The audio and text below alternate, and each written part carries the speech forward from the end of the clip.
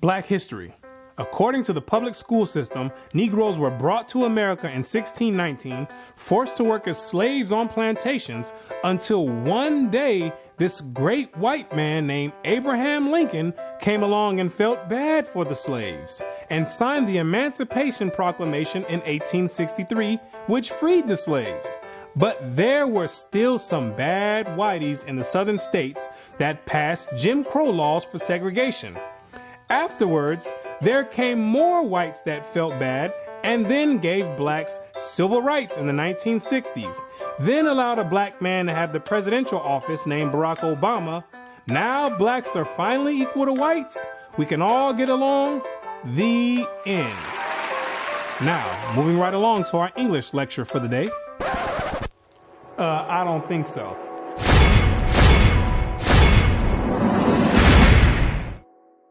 Black history. What do you know about black history? Let me ask you a question. Prior to the transatlantic slave trade in the 1600s, what was your nationality? What did you call yourself?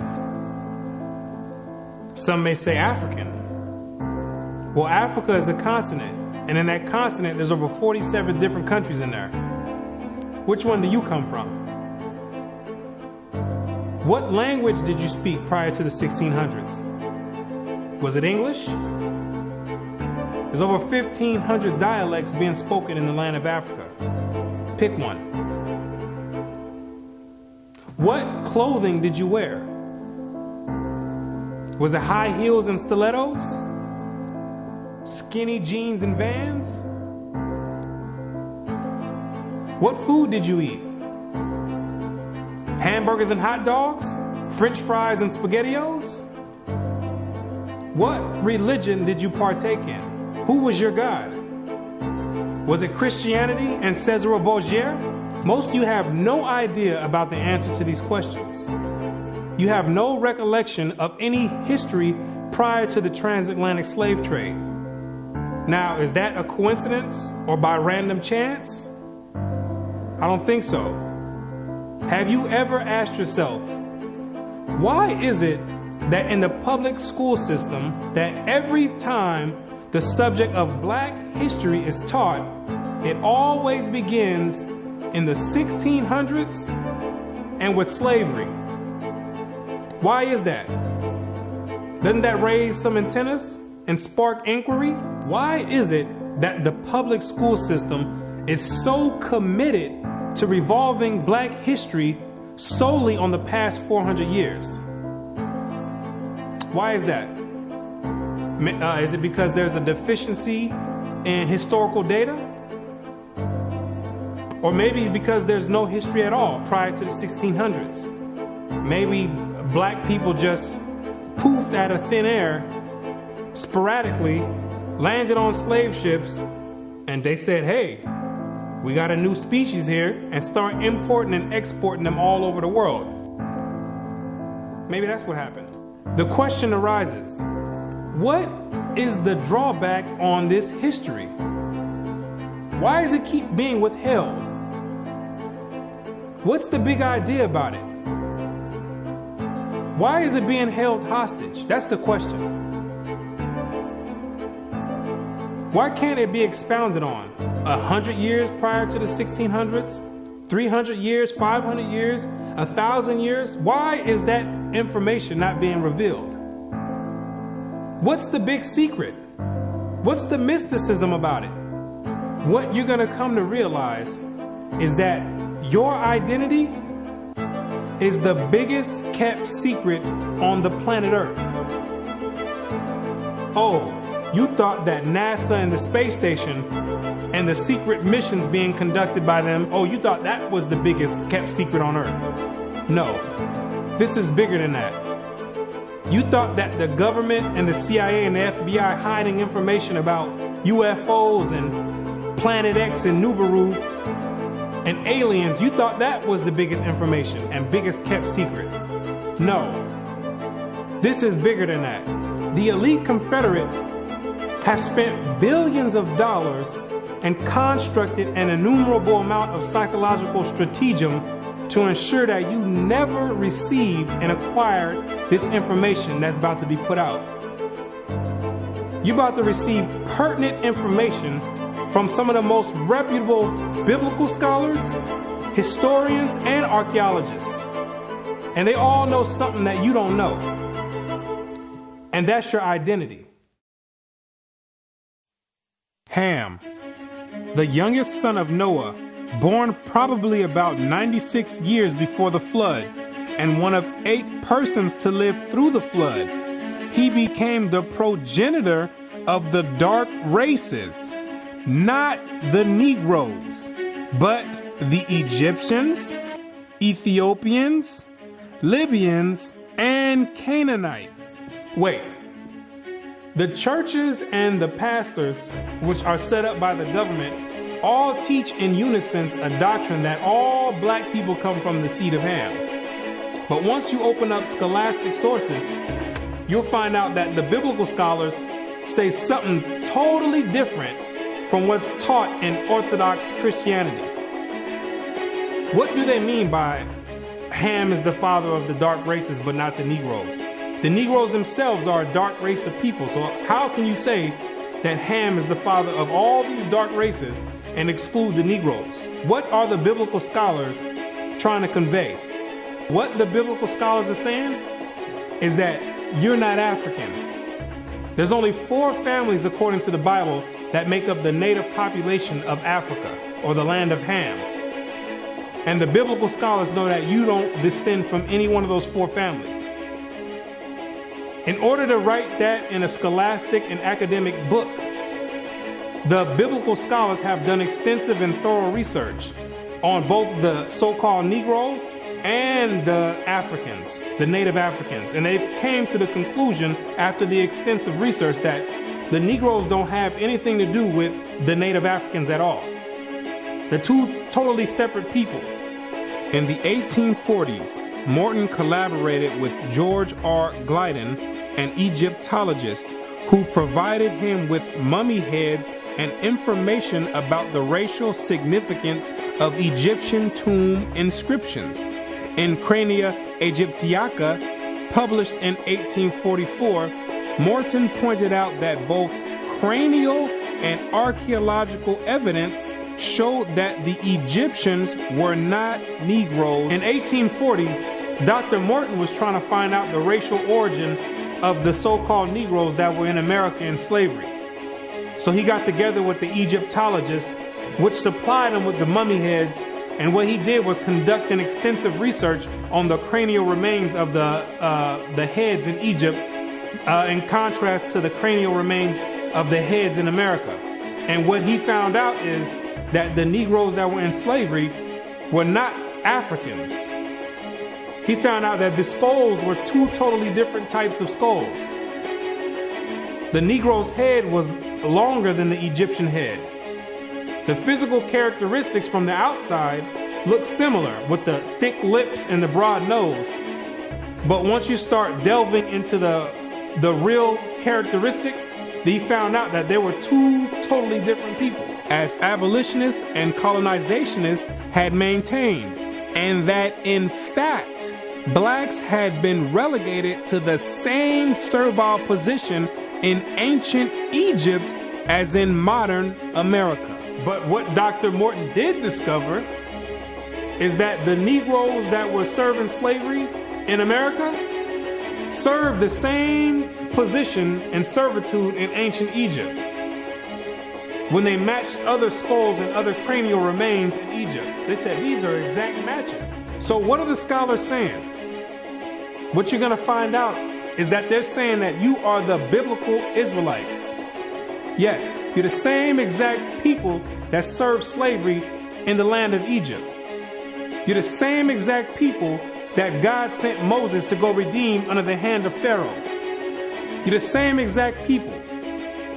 And when you read the Bible, you'll find out that slavery is a central theme in the Bible. It's a reoccurring theme with the Israelites.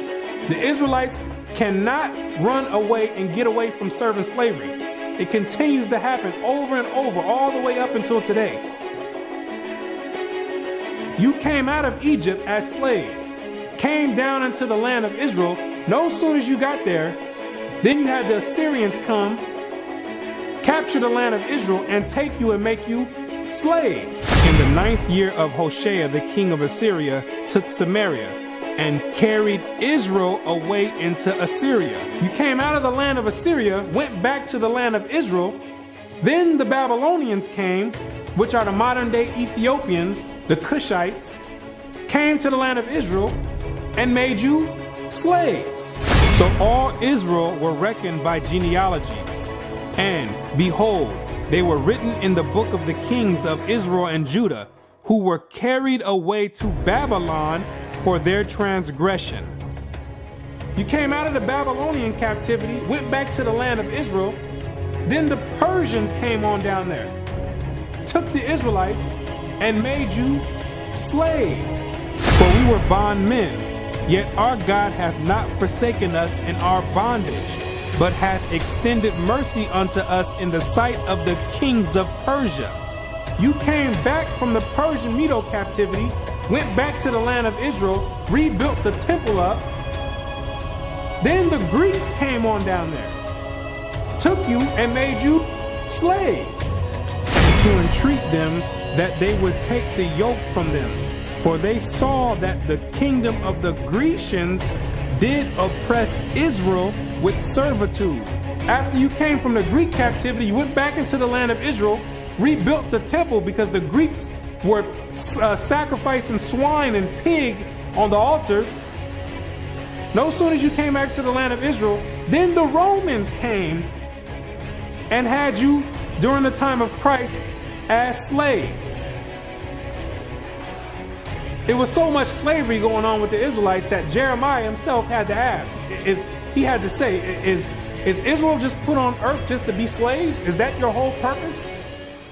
Just to be servitude to other nations? Is Israel a servant? Is he a homeborn slave? Why is he spoiled? So you might be asking yourself, if the so-called Negro is part of the 12 tribes of Israel, how in the world did you get to the west coast of Africa? And when ye shall see Jerusalem compassed with armies, then know that the desolation thereof is nigh. This is Christ right here speaking to the Israelites. He says, when you see Jerusalem compassed or surrounded by the Roman armies, then know that the desolation or the destruction of the land of Israel is getting ready to happen. The Romans getting ready to come in here and tear some stuff up. Then let them which are in Judea flee to the mountains, and let them which are in the midst of it depart out. And Christ says, when you see the Romans coming in, you better get ready to flee into the mountains. And what you're going to realize is that the mountains that he was talking about was the land of Africa. It was the same exact place that Mary and Joseph took Jesus when they were fleeing from Herod when he was trying to come find Jesus to kill him. They went right into Africa. And the Israelites went into Africa as well, fleeing from the Romans. In the year 65 BC, the Roman armies under General Pompey captured Jerusalem. In 70 AD, General Vespasian and his son Titus put an end to the Jewish state with great slaughter. During the period from Pompey to Julius, it has been estimated that over 1 million Jews fled into Africa, fleeing from Roman persecution and slavery. The slave markets were full of black Jewish slaves.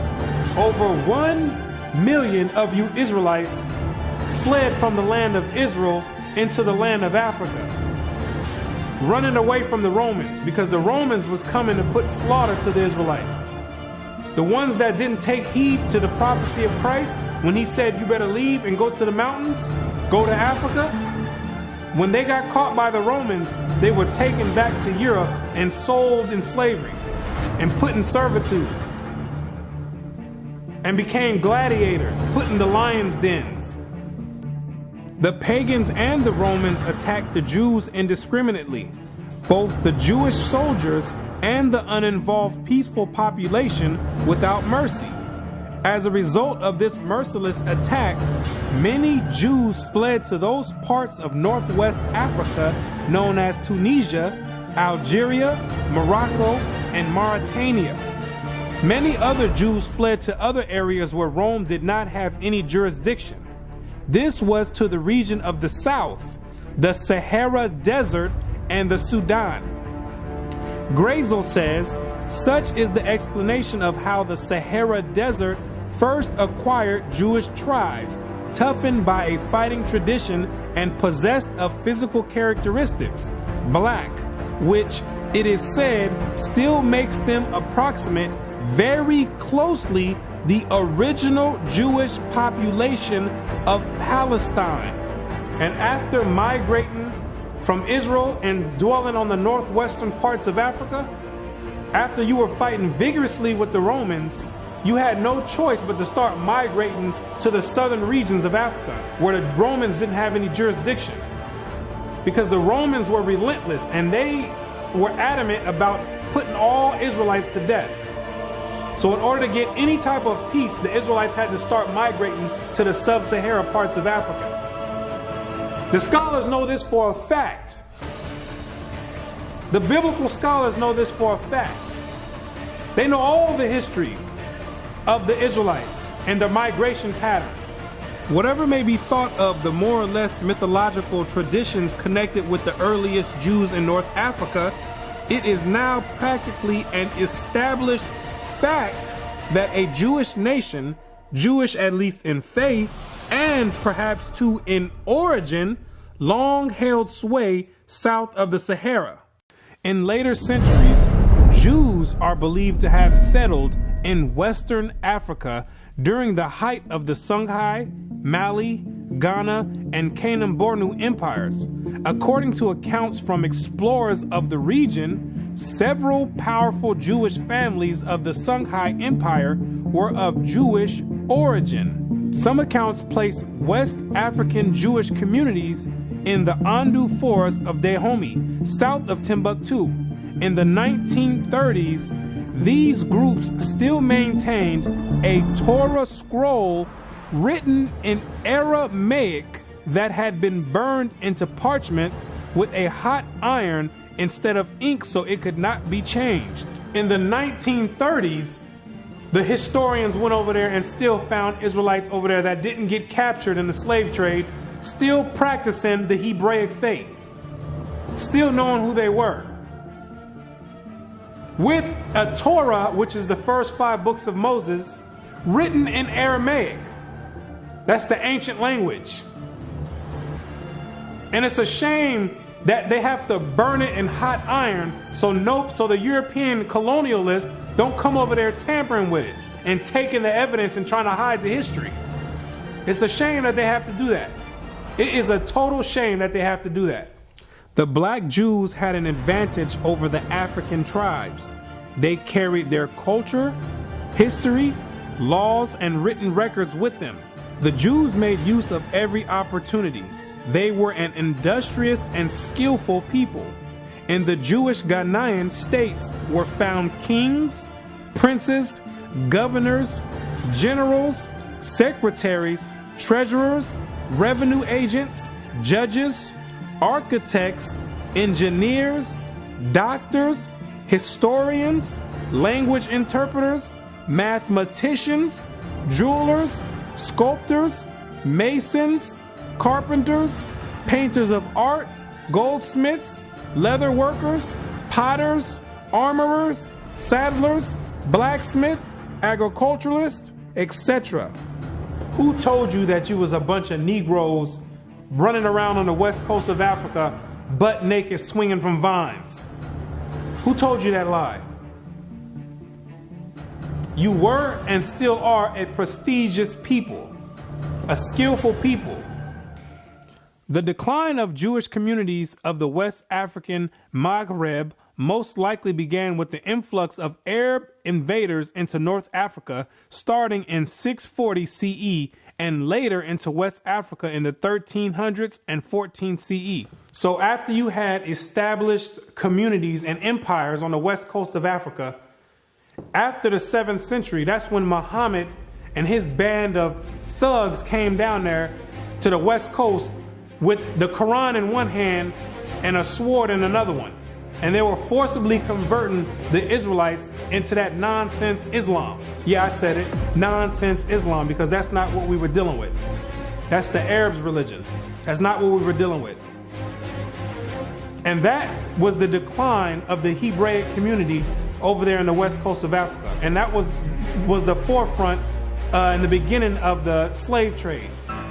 Yea, and what have ye to do with me, O Tyre and Zidon, and all the coast of Palestine? Tyre, Zidon, and the coast of Palestine, those are all ancient Africans that God is referring to. Will ye render me a recompense?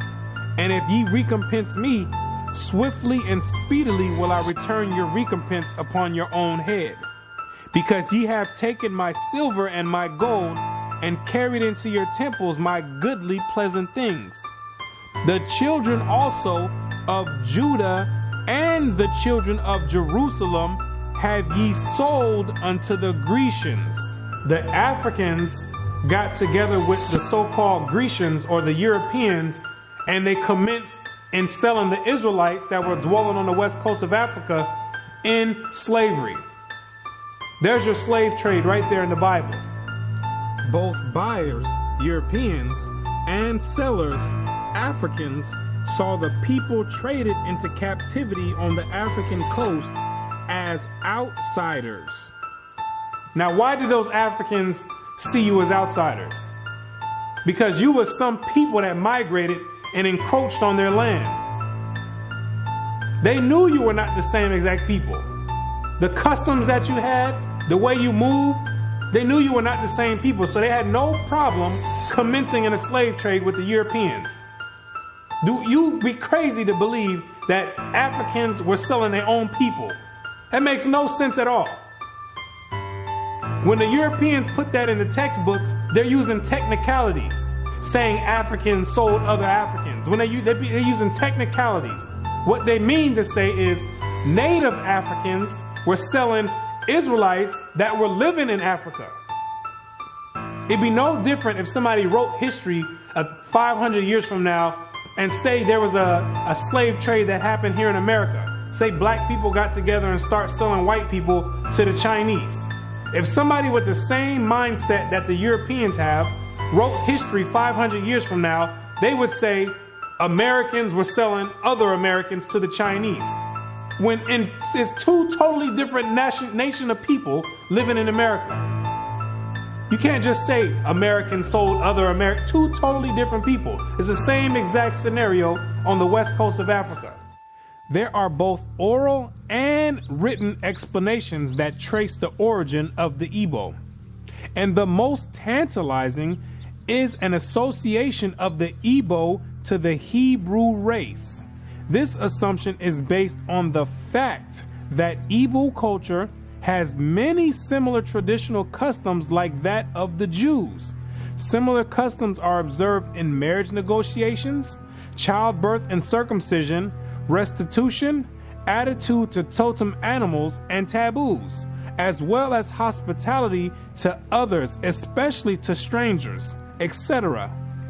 The Igbo are therefore said to be the split and lost group or tribe of Israel that refused to wander further northeast with Moses, but preferred going down southward.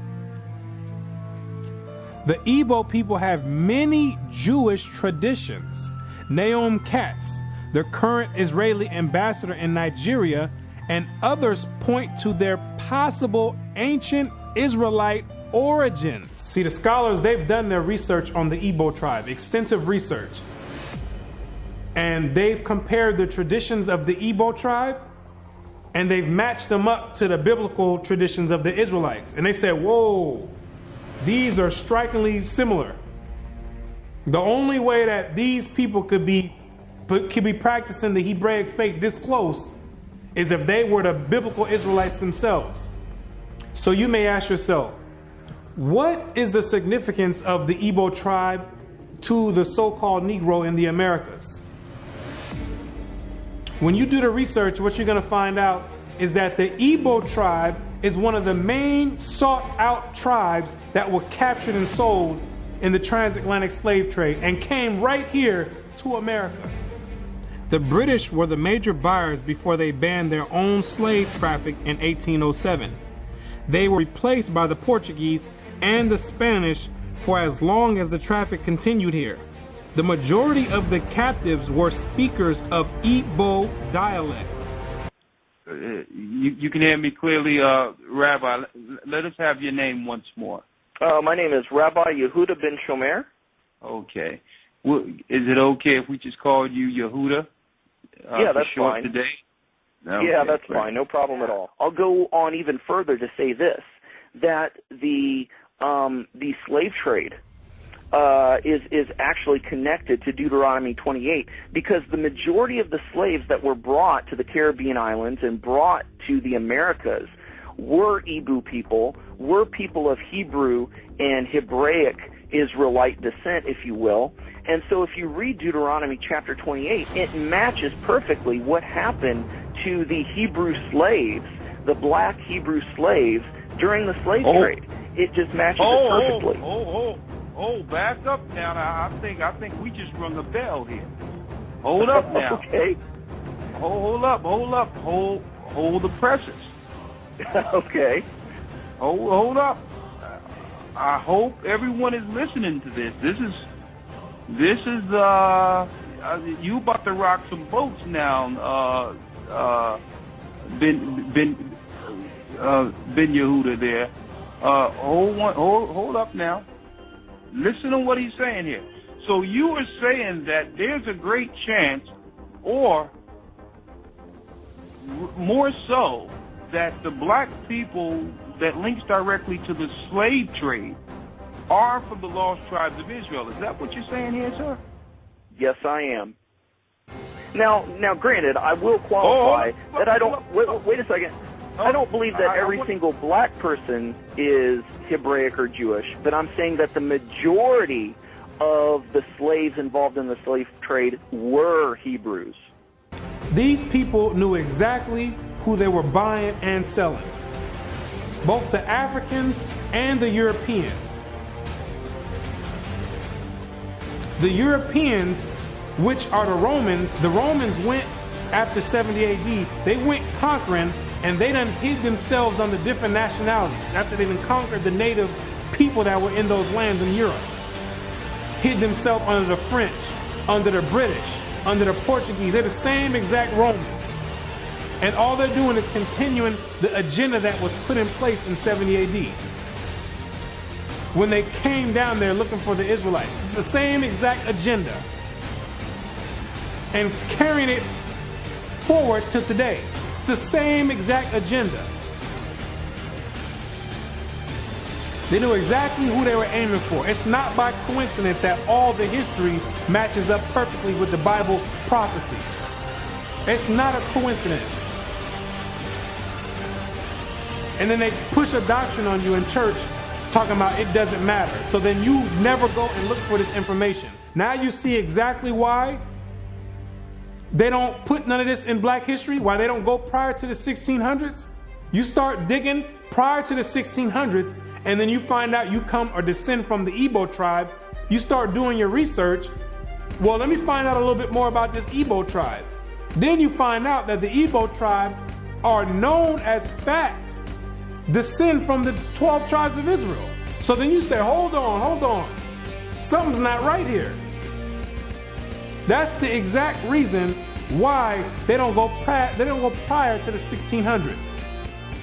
You're not supposed to find out this information. They're supposed to keep renaming your nationalities every few years to cause confusion and to have you confused not knowing who you are. Each year, something else come out. First you called Negro, then you called color. Then 10 years later, they switch it to African American. It's all by design. Now you have to be asking yourself, if you are supposed to be the people of God, the chosen people of God, why is it that he continues to allow you to keep going into slavery after slavery after slavery? And why does he have you building up everybody's civilization off of the back of your slave labor. And it shall come to pass, when thou shalt show this people all these words, and they shall say unto thee, wherefore hath the Lord pronounced all this great evil against us? Or what is our iniquity? Or what is our sin that we have committed against the Lord our God?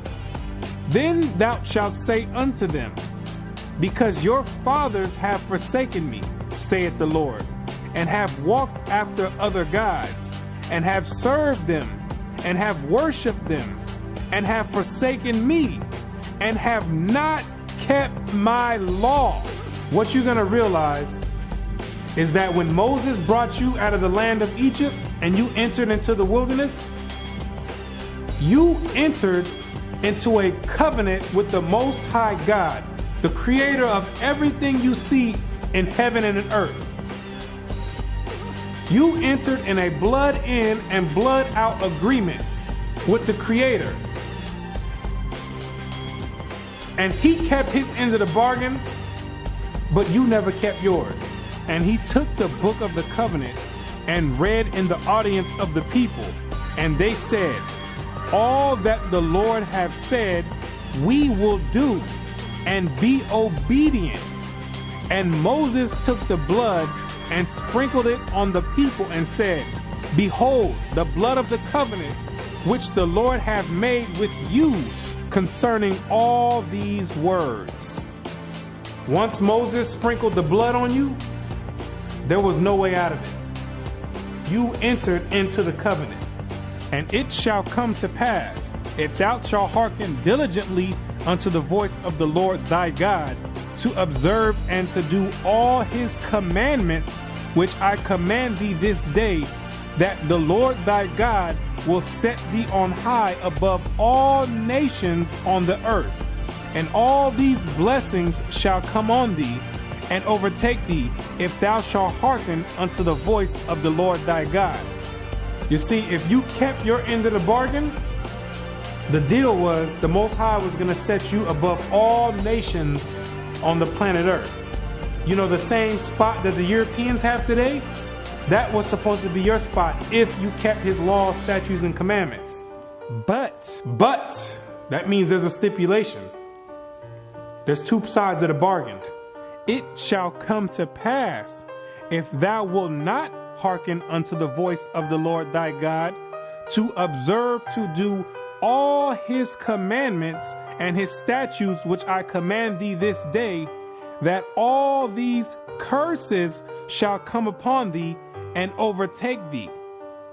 Thy sons and thy daughters shall be given unto another people, and thine eyes shall look and fail with longing for them all the day long, and there shall be no might in thine hand.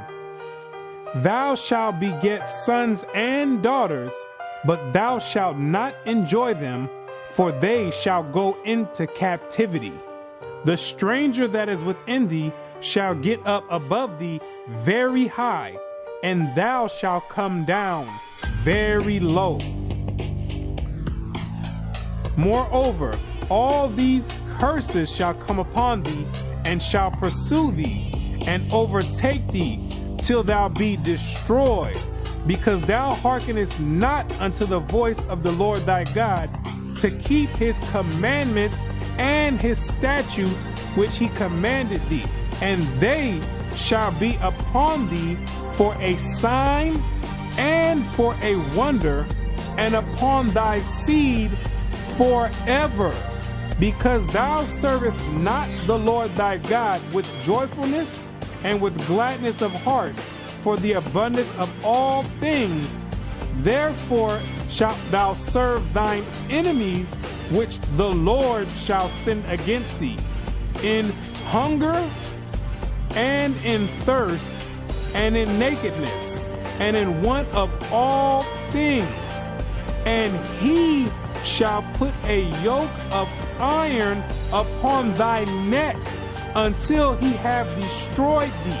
God says you'd have the yokes of iron on your neck until he have destroyed you. So that means when he take the yokes of iron off, you were destroyed. When did that happen? in 1863 when Abraham Lincoln signed the Emancipation Proclamation. The yokes of iron came off, but at that time, your whole history had been whipped out of you. When the master gives you something, you take it. He gave it a name. It's a nice name. It's Toby. And it's going to be yours till the day you die. Now, I know you understand me, and I want to hear it. Again!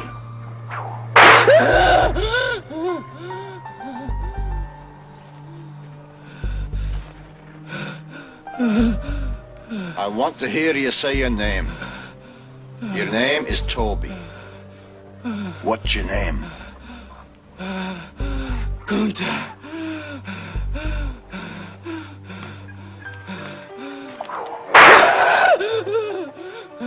Lord God, help that boy. They're gonna whip him dead. What's your name? Say it. Toby. Who are you? Say your name.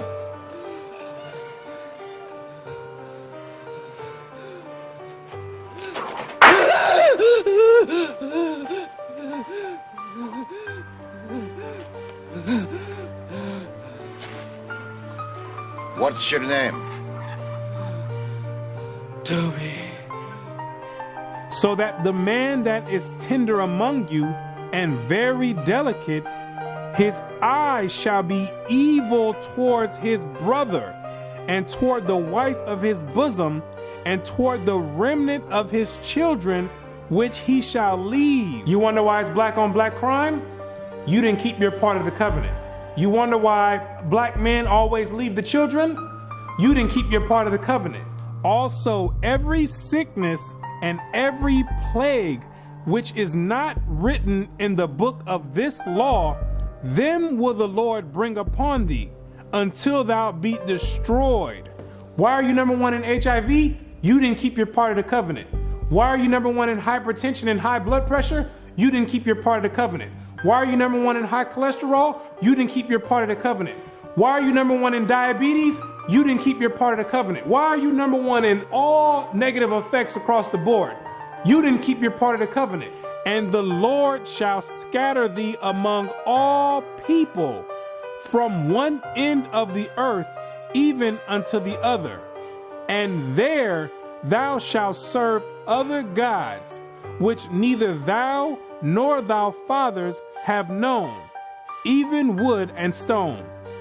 And among these nations shalt thou find no ease, neither shall the sole of thy foot have rest. But the Lord shall give thee there a trembling heart, and failing of eyes, and sorrow of mind. And thy life shall hang in doubt before thee, and thou shalt fear day and night, and have no assurance of thy life. In the morning thou shalt say, would God it were even? And in the evening thou shalt say, would God it were morning? For the fear of thine heart wherewith thou shalt fear, and for the sight of thine eyes which thou shalt see. And the Lord shall bring thee into Egypt again. The word Egypt in the Bible means bondage or slavery. I am the Lord thy God, which have brought thee out of the land of Egypt, out of the house of bondage. So when God says he's going to bring you into Egypt again, he's saying, I'm going to bring you into slavery again with ships. But this time you're going with ships, packed up like sardines in a can. By the way whereof I spake unto thee, thou shalt see it no more again. And there ye shall be sold unto your enemies for bondmen and bondwomen, and no man shall buy you. And God says no man shall buy you. Back in the biblical days, you would be able to buy or redeem a slave by payment. But God says no man is going to be able to redeem you out of this slavery. This last one I bring you to, this last Egypt, nobody's going to get you out of it. Marcus Garvey tried to get you out of it, didn't work. Martin Luther King tried to get you out of it, didn't work. Malcolm X tried to get you out of it, didn't work. Louis Farrakhan tried to get you out of it, didn't work. Al Sharpton tried to get you out of it, didn't work. Why? Because you are still breaking the covenant.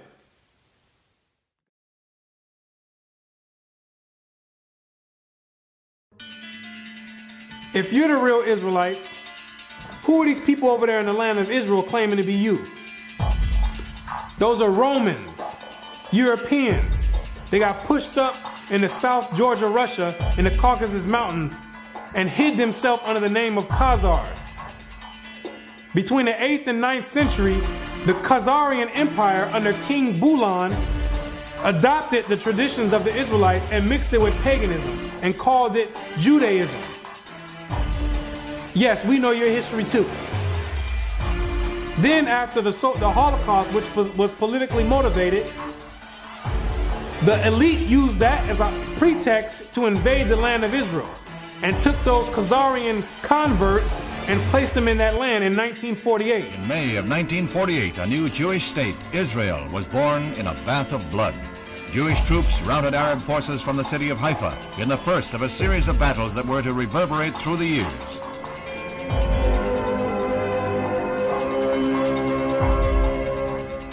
In the year of independence, fighting was fierce in the Negev desert area.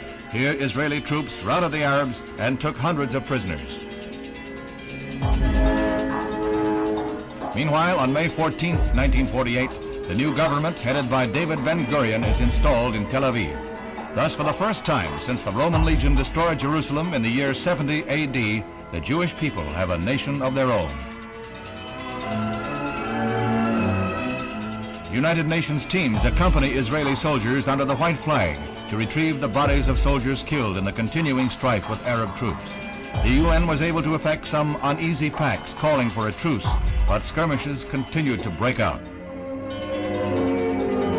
Dr. Chaim Weizmann joined Premier Ben-Gurion in the government. The Jewish patriot became president as Israel went before the United Nations to seek a place in that world body. The Middle Eastern Arabic nations were in violent opposition, and when Israel was voted a membership, they walked out in a body. For the rest of the day, their seats remained empty, but they returned the next morning to no further incident. Thus, history was made as the Jewish state of Israel was born. Conceived in strife and weaned on violence, Israel has flourished to become a constructive voice in world affairs. Her flag became a symbol of hope. To destabilize the Middle East. Prior to that, those people never lived in the land of Israel. Prior to 1948, those people never stepped foot in the land of Israel. Those are Europeans hiding themselves, European Romans hiding themselves under Jewish. That's what they keep doing each time. They keep going different places and taking on different nationalities. They're the same exact people. These are the same exact people that funded your transatlantic slave trade. Yes, the same Jewish man. The same Romans.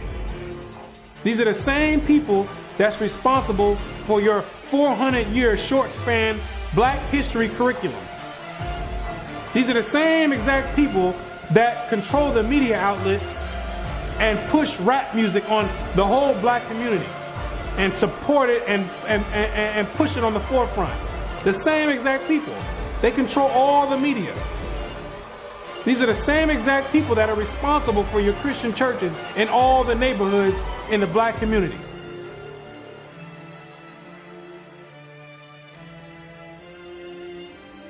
The Bible says when the real Jews get in the land of Israel, there will be no more war. Since those converts, Khazarian converts, went into the land, it's only been war. They don't fit the prophecies. They over there dealing with Satan. I know thy works and tribulation and poverty, but thou art rich. And I know the blasphemy of them which say they are Jews and are not, but are the synagogue of Satan, using the Babylonian Talmud as their authoritative source. These people are not the real Jews, and they have nothing to do with the Most High God and the biblical Israelites. They're not the real Jews, and they're dealing with Satan at the highest level. What are these nations trying to accomplish by suppressing all this information? What you're going to realize is that there's a group of nations that are confederate together that have been trying to get rid of the Israelites from way back when so they can offset the Bible prophecies. Keep not thou silence, O God. Hold not thy peace, and be not still, O God. For lo, thine enemies make a tumult, and they that hate thee have lifted up the head. They have taken crafty counsel against thy people, and consulted against thy hidden ones. They have said, come, and let us cut them off from being a nation, that the name of Israel may be no more in remembrance. The elite know that America, according to the Bible, is the last kingdom before the return of the Messiah. It's the last reigning kingdom, called Babylon the Great, or the Little Horn. And they're trying to offset prophecy and prolong their rulership, because they know that when Christ returns, he and the 144,000 are going to be the next ruling government on the planet Earth. And he that overcometh and keepeth my works unto the end, to him will I give power over the nations, and he shall rule them with a rod of iron. As the vessels of a potter shall they be broken to shivers, even as I received of my Father. And I heard the number of them which were sealed, and there were sealed 144,000 of all the tribes of the children of Israel. The elite don't want this prophecy to go forth. They're going to do anything in their power to offset the prophecies and prolong their rulership, because they know that once the Israelites are in rulership or in authority, that all these nations that had a hand in enslaving the Israelites, they're all going in captivity. It's going to be their turn for servitude. For the Lord will have mercy on Jacob, and will yet choose Israel, and set them in their own land. And the stranger shall be joined with them, and they shall cleave to the house of Jacob. And the people shall take them and bring them to their place. And the house of Israel shall possess them in the land of the Lord for servants and handmaids. And they shall take them captives, whose captives they were, and they shall rule over their oppressors. Therefore, all they that devour thee shall be devoured, and all thine adversaries, every one of them, shall go into captivity. And they that spoil thee shall be a spoil, and all that prey upon thee will I give for a prey. He that leadeth into captivity shall go into captivity. He that killeth with the sword must be killed with the sword. Here is the patience and the faith of the saints. The elite have got together with their top scholars in their think tanks, and they know these prophecies to a T. They didn't study this book back and forth. They understand all the breakdowns and prophecies. So in order to prevent these things, they have to suppress history and rewrite history and flood the media outlets with all types of futile material like rap music, Atlanta Housewives, and other reality TV nonsense to keep your mind occupied on entertainment and diverted from anything with any significance. And the success rate of that to black people is extremely high. The black man won't pick up a book if his life depended on it. A book is kryptonite to the black man. It's like spraying Raid on a roach. They say if you want to hide anything from a black man, you put it in a book. But despite these efforts of trying to offset prophecy, there's Israelites waking up all over the world by the thousands, coming up out of sleep and getting rid of these Gentile gods and coming back to the Most High God, the creator of heaven and earth, and keeping their end of the bargain. For the children of Israel shall abide many days without a king, and without a prince, and without a sacrifice, and without an image, and without an ephod, and without a teraphim. Afterward shall the children of Israel return and seek the Lord their God and David their king, and shall fear the Lord and his goodness in the latter days. The kingdom of heaven rulership, the governing body, is being set up right now in the midst of everyone, and nobody even knows it. While America is on an economic decline, God is raising up the ruling government of the kingdom of heaven. He says, even though the children of Israel are as the sand of the sea, only a small remnant are going to be saved from his wrath. Isaiah also crieth concerning Israel, though the number of the children of Israel be as the sand of the sea, a remnant shall be saved. Because the majority of you Israelites are going to be too caught up and bugged out of your mind and caught up in the world and caught up in Christianity to even give the Creator a thought. And even to consider to go back and keep your part of the covenant. But God says, He's not sending you in slavery no more. He says, if you didn't learn this time from all the captivities you've been under, if you didn't learn from getting your backs whipped, if you didn't learn from being hanged, if you didn't learn from having your sons and daughters sold, He says, I'm not bringing you into captivity no more after America. This is the last captivity. He has another plan for you. You got another punishment coming. It's called the lake of fire. But the fearful and unbelieving and the abominable and murderers and whoremongers and sorcerers and idolaters and all liars shall have their part in the lake which burneth with fire and brimstone, which is the second death. And you're going to be there for a very long time. But to those that have an ear and come back and return to the Heavenly Father, He's going to make a new covenant with you. For finding fault with them, He saith, behold, the days come, saith the Lord, when I will make a new covenant with the house of Israel and with the house of Judah. The Bible says that the new covenant is with the Israelites, not all nations. He made the first covenant with you, and He's making the next covenant with you as well. Not according to the covenant that I made with their fathers in the day when I took them by the hand to lead them out of the land of Egypt, because they continued not in my covenant, and I regarded them not, saith the Lord. For this is the covenant that I will make with the house of Israel after those days. What does it mean after those days? It's talking about when you get into the wilderness. Yes, you have to go to the wilderness again. The same way when you came out of Egypt and you went into the wilderness and made the first covenant is the same exact way when you come out of America, which is the modern Egypt, you're going to have to go into the wilderness again.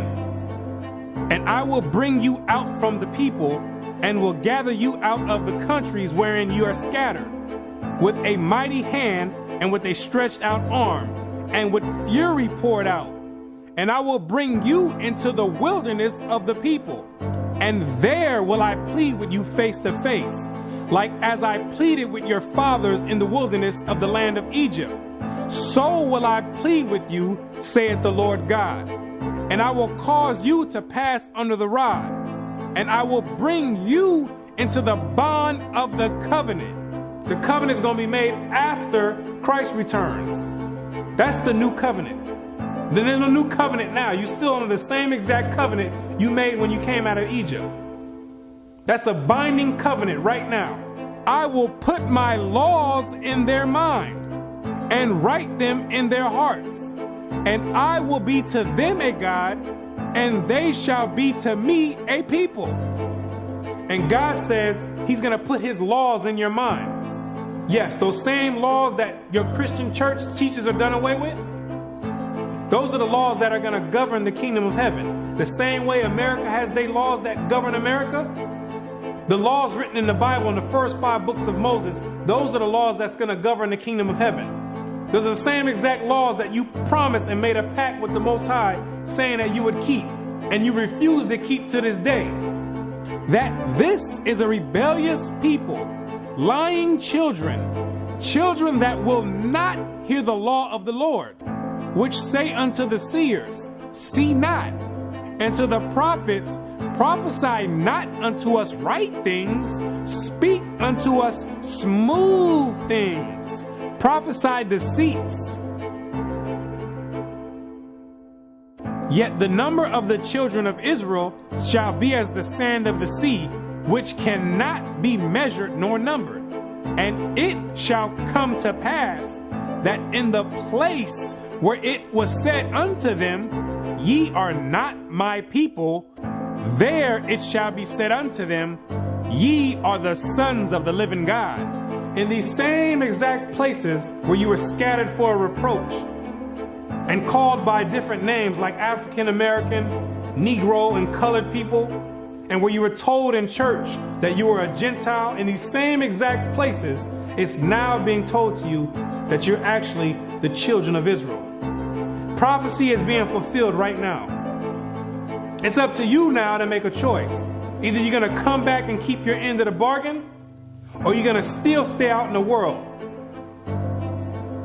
And if you stay out in the world, the only thing you can look forward to is weeping and gnashing of teeth. The Most High is extending out his hand one last time. It's either you're going to repent and come back, or you're going to die in your sins. You can hang on to whatever you want. You still want to worship the Gentiles' gods? You go for it. The Gentiles can teach that the law's done away with. They wasn't back there in the wilderness, and they wasn't back there with the blood sprinkled on them. They wasn't under a covenant. They weren't back there saying, we will obey.